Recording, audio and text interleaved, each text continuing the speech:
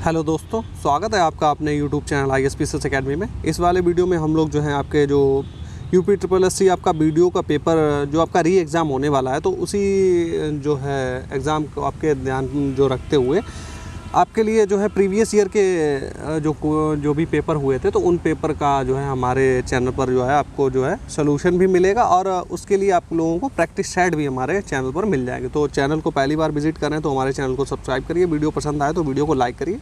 और हम लोग जो है आपको पहले तो अभी जो है 4-5 वीडियो में आप लोगों के जो प्रीवियस ईयर जो भी वीडियो का पेपर हुआ है तो उन सभी को देख लेंगे, चाहे वो 2018 के हो, जो भी शिफ्ट वाइज भी देखेंगे, और 2016-15 का भी जो भी पेपर हुआ था उन सभी पेपर को आपका देखिए। यहाँ पे मैं आपको 2 सेक्शन लूँगा। हमारे चैनल पर आपको हिंदी और आपका जो GS है ये पोर्शन कवर करवाया जाएगा। मैथ का पोर्शन हमारे चैनल पर आपको नहीं उपलब्ध होगा, ये जानकारी मैं पहले ही दे रहा हूँ आपको। तो हिंदी और GS की अगर आप लोगों को तैयारी करनी है तो आपको उसके प्रैक्टिस सेट भी करवाए जाएंगे और प्रीवियस ईयर जो पेपर है उनको भी यहाँ पे सॉल्व किया जाएगा। तो आज जो पेपर है आपका 2018 में हुआ था, आपका जो तो ये आपका 22 जो है दिसंबर 2018 को कंडक्ट हुआ था, इसको हम लोग देखेंगे। तो और आज सबसे पहले हिंदी का सेक्शन देखेंगे, GS वाला हम लोग नेक्स्ट वीडियो में। तो हिंदी वाले जो क्वेश्चन है 50 जो आपके आए थे वो अभी हम लोग देखेंगे। तो यहाँ पे डायरेक्ट हम लोग देखेंगे आंसर और एक्सप्लेनेशन यहाँ पे दिया हुआ है। अगर आप लोगों को PDF चाहिए तो कमेंट करना, फिर मैं आपको PDF भी इसकी उपलब्ध करवा दूंगा। और यहाँ पे एक्सप्लेनेशन भी दिया हुआ है, तो आप वीडियो को पॉज करके उसको भी देख सकते हैं। तो चलिए स्टार्ट करते हैं हमारा आज का जो है सेशन। तो जो पहला आपका क्वेश्चन पूछा गया था तो वो गद्यांश से आपका पूछा गया था। तो यहाँ पे गद्यांश दिया हुआ है और उससे ही आप लोगों को जो है क्वेश्चन छांटने थे। तो पहले एक बार हम लोग क्वेश्चन पे नज़र डाल लेंगे, उसके बाद में गद्यांश पढ़ेंगे तो ज़्यादा बेहतर रहेगा। तो यहाँ पे क्वेश्चन आपका दिया है, किससे रहित राज्य जो है किस काम का, किससे रहित राज्य किस काम का। तो चलिए अब हम लोग जो है गद्यांश पे आते हैं, तो इसको पढ़ते हैं। तो यहाँ पे आपका दिया हुआ है कि अपने प्रियजनों से रहित राज्य जो है किस काम का। तो किससे प्रियजनों से, आपका आंसर आपका प्रियजन यहाँ पे निकल के आ रहा है। पहली लाइन में ही देखिए आपको मिल गया क्वेश्चन का आंसर, ऑप्शन नंबर C प्रियजनों से। तो यहाँ पे आपका ऑप्शन हो जाएगा ऑप्शन नंबर C प्रियजन। ओके, चलिए एक बार पहले हम लोग पूरा गद्यांश पढ़ लेते हैं, तो बार बार नहीं पढ़ना पड़ेगा, तो इसी से ही हमारे सारे क्वेश्चन हो जाएंगे। तो अपने प्रियजनों से रहित राज्य किस काम का, प्यारी मनुष्य जाति का जो है सुख ही जगत के मंगल का जो है मूल साधन है। बिना उसके सुख के अन्य सारे उपाय निष्फल हैं। धन की पूजा से ऐश्वर्य, तेज, बल और पराक्रम नहीं प्राप्त होता है। चैतन्य आत्मा की पूजा से ही ये जो है पदार्थ प्राप्त होते हैं। चैतन्य पूजा ही जो है मनुष्य का कल्याण हो सकता है। चैतन्य की पूजा से ही मनुष्य का कल्याण हो सकता है। समाज का पालन करने वाली जो है दूध की धारा जब मनुष्य के प्रेम, हृदय और निष्कपट मन और मित्रतापूर्ण नेत्रों से जो है निकल कर बहती है, तब वही जो है जगत में वही जो है सुख के खेतों को हरा भरा और प्रफुल्लित करती है और वही उनमें फल भी लगाती है। तो अब चलिए हम लोग क्वेश्चन पे आते हैं। तो पहला तो हम लोगों ने देख लिया था। सेकंड जो हमारा क्वेश्चन है, सेकंड नंबर कह रहा है कि गद्यांश की प्रथम पंक्ति में स्पष्ट रूप से उल्लेखित है। यहाँ पे जो आपका C है इसको हम लोग कवर कर चुके हैं। सेकंड आपका जगत का अर्थ क्या है। तो यहाँ पे जगत का अर्थ हम लोगों ने अभी देखा था, जगत का अर्थ यहाँ पे किससे था, समाज से था। ऑप्शन नंबर A आपका समाज से। यहाँ पे देखिए सॉल्यूशन भी नीचे दे रखा है, तो जगत का अर्थ यहाँ पे संसार से है, तो इसको भी आप देख सकते हैं। PDF चाहिए आप लोग कमेंट करिएगा, मैं PDF आपको प्रोवाइड करवा दूँगा। निष्फल का आशय क्या, तो आपका देखिए कितना सिंपल सा है, आप बिना गद्यांश पढ़े ही इसको कर सकते हैं। तो निष्फल का क्या होता है कि व्यर्थ, ऑप्शन नंबर D। नेक्स्ट है आपका सुख के जो है खेतों को हरा भरा और प्रफुल्लित करने का अर्थ क्या है। तो यहाँ पे जो है उसको क्या है, जीवन को सुखमय बनाना। अभी हम लोगों ने ऊपर गद्यांश में देखा भी था, इसका ऑप्शन नंबर A राइट हो जाएगा। चलिए नेक्स्ट हम लोग देखते हैं। क्वेश्चन नंबर देखिए आपका 5 जो है वो है, निम्न में से दीर्घ स्वर आपसे पूछा गया। तो दीर्घ स्वर इसमें कौन सा है, आपका E दीर्घ स्वर है। देखिए आप एक्सप्लेनेशन भी आप दिया हुआ है, इसको भी आप पढ़ सकते हैं। जैसे कि आ, बड़ा आ, बड़ी ई, बड़ा ऊ जो है आपका दीर्घ स्वर में आते हैं। बाकी आपके ह्रस्व स्वर में ये आते हैं, आपके ओ और संयुक्त स्वर में आपके ए, ऐ, ओ, औ ये आपके संयुक्त स्वर में आते हैं। तो एक्सप्लेनेशन भी दे रखा है, आप वीडियो को पॉज करके भी देख सकते हैं।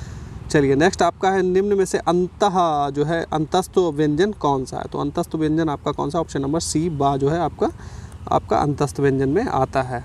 यहाँ पे आपका एक्सप्लेनेशन भी है, इसको भी आप पढ़ सकते हैं। नेक्स्ट है निम्न में से अल्प प्राण जो है व्यंजन कौन सा है? तो यहाँ पे आपका जो अल्प प्राण है वो ऑप्शन नंबर बी है। गा जो है आपका अल्प प्राण की जो है कैटेगरी में आता है।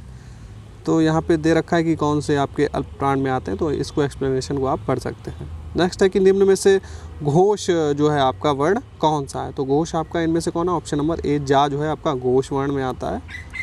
चलिए इसको आप देख सकते हैं, तो जा घोष वर्ण में आता है। तो ये आपके एक्सप्लेनेशन भी यहाँ पे बेहतर तरीके से दे रखा है, इसको आप पढ़कर भी समझ सकते हैं। क्वेश्चन नंबर 9 पे आते हैं हम लोग। क्वेश्चन नंबर जो 9 है आपका, ये कह रहा है निम्न में से ओष्ठ वर्ण में कौन सा आता है? तो ओष्ठ वर्ण में देखिए आपका आता है ऊ, छोटा ऊ जो है आपका ओष्ठ वर्ण में आता है। इसका एक्सप्लेनेशन भी आप देख सकते हैं कि कौन कौन से ओष्ठ वर्ण में आते हैं, कौन से कंठ में और कौन से तालव्य में आते हैं, इसको भी आप पढ़ सकते हैं। योग रूढ़ आपका शब्द पूछा गया था, तो 10 नंबर में क्वेश्चन में योग रूढ़ पूछा गया था। तो योग रूढ़ इनमें से कौन सा? आपका ऑप्शन नंबर बी जलद जो है आपका योग रूढ़ है। योग रूढ़ कौन से होते हैं? तो यहाँ पे आप पढ़ लीजिएगा, क्योंकि मैं सब कुछ पढ़ूंगा तो वीडियो बहुत ज़्यादा लेंथी हो जाएगा, तो इसको आप पढ़ सकते हैं। महोत्सव का जो संधि विच्छेद जो है होगा, तो कौन सा होगा? महोत्सव का होगा आपका महा उत्सव, option number C. Question number 12 में कह रहा है कि बैलगाड़ी में जो है समास है, तो बैलगाड़ी में कौन सा समास है? तो बैलगाड़ी में आपका आता है तत्पुरुष समास, ऑप्शन नंबर डी। आगमन में उपसर्ग पूछा गया था, तो आगमन में कौन सा उपसर्ग? उपसर्ग मतलब जो आगे से लगा, आगे क्या लगा है आपका? आ लगा हुआ है। ऑप्शन नंबर ए जो है आपका हो जाएगा। आगमन में आ जो है आपका उपसर्ग दिया हुआ है। चलिए क्वेश्चन नंबर 14 पे आते हैं। रसोईया में प्रत्यय पूछा है, तो रसोईया, तो यहाँ पे क्या लगा है? पीछे ईया आपका लगा हो, तो ऑप्शन नंबर बी आपका रसोईया में ईया जो है आपका प्रत्यय है। चलिए 15 नंबर क्वेश्चन पे हम लोग आते हैं। 15 नंबर जो आपका क्वेश्चन है, तो 15 नंबर में आपसे पूछा गया है निम्न में से कौन सा शब्द तत्सम पूछा गया। तो तत्सम कौन सा? जो हमारे संस्कृत के वर्ड होते हैं। तो यहाँ पे आप पढ़ेंगे तो क्षेत्र गधा आपके घर गाय में कौन सा है आपका तत्सम? तो आपका जो क्षेत्र है ये आपका तत्सम हो जाएगा, ऑप्शन नंबर ए। नेक्स्ट हम लोग देखते हैं, तो अगला यहाँ पे आपको एक्सप्लेनेशन भी बढ़िया से दिया हुआ है, आप इसको भी पढ़ सकते हैं। नेक्स्ट है कि निम्न में से कौन सा शब्द तद्भव है? तद्भव इसमें आपको पहचानना है, तो आपका जो जीव वर्ड दिया हुआ है, जीवा होता है तत्सम और जीव हो जाएगा आपका तद्भव, ऑप्शन नंबर यहाँ पे सी करेक्ट हो जाएगा आपका। नेक्स्ट आपका 17 नंबर जो क्वेश्चन है, इसमें पूछा गया निम्न में से कौन सा शब्द जो है देशज है? देशज पूछा गया, देशज कौन सा? आपका कटोरा जो है देशज है, बाकी सब आपके विदेशज हैं। चलिए नेक्स्ट हमारा जो क्वेश्चन है वो कह रहा है निम्न में से कौन सा शब्द विदेशी है? तो विदेशी वर्ड यहाँ पे कौन सा हो जाएगा आपका? टिकट, मयूर, मध्य वचन में से कौन सा आपका विदेशी है? तो आपका टिकट जो है ये आपका विदेशी वर्ड है। देखिए यहाँ पे प्रीवियस ईयर है, मैं आपको सॉल्व करवा दे रहा हूँ, बाकी जब आपको प्रैक्टिस साइड करवाया जाएगा तो वहाँ पे एक्सप्लेन अच्छे तरीके से समझाया भी जाएगा। तो क्योंकि आपका प्रीवियस ईयर है तो जल्दी से आप इसको सॉल्व भी कर लेंगे और आपको क्वेश्चन का एक आइडिया भी हो जाएगा कि किस तरीके से क्वेश्चन पूछे जाते हैं। नेक्स्ट है आपका निम्न में से जो है संज्ञा शब्द है, तो संज्ञा कौन सा आपका? तो सभा जो है आपकी संज्ञा है आपकी, ऑप्शन नंबर सी। नेक्स्ट है निम्न में से सर्वनाम आपका पूछा गया, तो संज्ञा के स्थान पर जो उपयुक्त होते हैं उनको सर्वनाम कहते हैं। तो यहाँ पे कौन जो आपका ऑप्शन नंबर डी है आपका सर्वनाम में आएगा। चलिए क्वेश्चन नंबर 21 पे आते हैं हम लोग। 21 नंबर क्वेश्चन में आपसे पूछा गया था निम्न में से विशेषण शब्द है, तो विशेषण यहाँ पे कौन सा है? तो उचित जो है वो आपका विशेषण में आएगा, ऑप्शन नंबर बी। नेक्स्ट आपका है निम्न में से प्रेरणार्थक जो है क्रिया है, तो प्रेरणार्थक क्रिया इनमें से कौन सी है? आपके उठना और गिराना और चमकना देना में से कौन सी है प्रेरणार्थक? तो गिराना आपकी प्रेरणार्थक क्रिया हो जाएगी, ऑप्शन नंबर सी। निम्न में से अव्यय है, तो अव्यय जो है वो कौन सा है आपका? तो ठीक जो है वो अव्यय की कैटेगरी में आएगा, ऑप्शन नंबर बी। नेक्स्ट आपका पक्षी का पर्यायवाची पूछा गया था, तो पक्षी का पर्यायवाची क्या होता है? विहग, ऑप्शन नंबर डी आपका यहाँ पे करेक्ट हो जाएगा। नेक्स्ट आपका है कि जटिल का विलोम जो है विलोम शब्द क्या है? तो सभी को पता होगा ये, तो जटिल का होता है सरल। नेक्स्ट 26 नंबर जो क्वेश्चन है वो कह रहा है कि जो देने योग्य हो उसके लिए एक शब्द क्या होगा? तो दे को बोलते हैं, जो देने योग्य हो उसको क्या बोलते हैं? दे बोलते हैं, ऑप्शन नंबर बी आपका करेक्ट हो जाएगा। 27 नंबर क्वेश्चन हम लोग देखते हैं। क्वेश्चन नंबर 27 जो आपका कह रहा है कि दिन और दीन जो दो वर्ड दिए इनका सही अर्थ आपको देगा। दिन का मतलब क्या होता है? दिवस, और दीन का मतलब होता है आपका गरीब, तो ऑप्शन नंबर ए आपका जो है करेक्ट हो जाएगा। क्वेश्चन नंबर 28 पे आते हैं कि निम्न में से कौन सा शब्द अनेकार्थक है जिसका अनेक अर्थ निकाले जा सकते हैं। अंबर देखिए यहाँ पे जो आपका ऑप्शन नंबर सी दे रखा अनेकार्थक शब्द है। तो किस तरीके से आपको एक्सप्लेनेशन दिया, यहाँ पे आप पढ़ सकते हैं। अंबर का अर्थ क्या क्या होता है, वस्त्र हो गए, आकाश हो गए, कपास, मेघ हो गए। बाकी आपका बालक का एक ही मीनिंग निकलता है, पुस्त और साहस का, इनके सबके एक ही मीनिंग, जबकि अंबर के अनेक मीनिंग निकलेंगे आपके। नेक्स्ट आपका निम्न में से बर्तनी की दृष्टि से शुद्ध पूछा गया, तो शुद्ध चीज़ क्या लिखी गई है। बाकी जो आपका ऑप्शन नंबर डी परीक्षा जो ये आपका शुद्ध लिखा गया। बाकी आपका पूज्य, प्राण, ये सब जो है गलत दिए हुए हैं। क्यों गलत दिए हैं यहाँ पे आप लोग देख भी सकते हैं किस तरीके से लिखा जाएगा। यहाँ पे आपका पूज्य इस तरीके से लिखा जाएगा, प्राण जो है आपका प्राण लिखा जाता है, ये प्राण इस तरीके से लिखा जाएगा आपका। और जो आपका परीक्षण जो है परीक्षण लिखा जाएगा, बड़ी की मात्रा यहाँ पे आएगी। चलिए नेक्स्ट आपका निम्न से जो है अशुद्ध, यहाँ पे बर्तनी की दृष्टि से अशुद्ध पूछा गया, तो आपके प्रादेशिक सही लिखा हुआ है, माधुर्य भी सही लिखा, व्याप्ति प्रामाणिक, यहाँ पे प्रामाणिक होता है ना कि प्रमाणिक होता है। तो प्रामाणिक कैसे आपका इस तरीके से यहाँ पे दिया भी हुआ है, प्रामाणिक इस तरीके से आपका लिखा जाता है। नेक्स्ट आपका निम्न में से जो है कि जो है अधिकरण कारक जो है, अधिकरण कारक का परसर्ग कौन सा है, तो यहाँ पे जो आपका परसर्ग है वो है पर। ऑप्शन नंबर ए आपका हो जाएगा करेक्ट।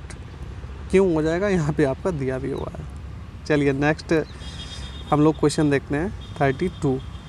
क्वेश्चन नंबर आपका जो है 32 कह रहा है कि निम्न में से पुल्लिंग शब्द आपको छांटना है, तो आपके क्षमा, घटना, रीति आपके स्त्रीलिंग हो गए, क्षेत्र जो आपका वर्ड है ये आपका पुल्लिंग में आता है, ऑप्शन नंबर सी।